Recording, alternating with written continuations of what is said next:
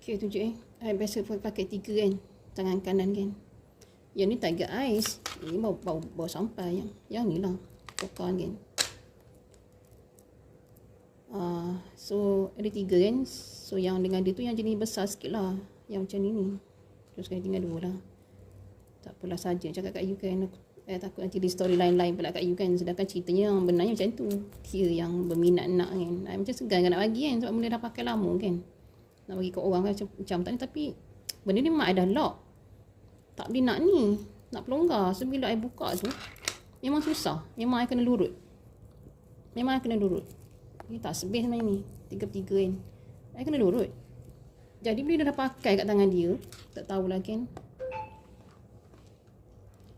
So macam tak nak kasi buka lah pula kan. Dia kata dia nak, dia kata macam tak nak cakap tak bagi, tak macam tak sampai hati kan. Macam okey lah, ambil lah, kata. Tanya dia, betul ke awak nak pakai ni? Kalau betul nak pakai, tak apalah. So gitulah, redha je lah kan. Sayang juga sebenarnya. Tak apalah, rezeki dia kot. Okay.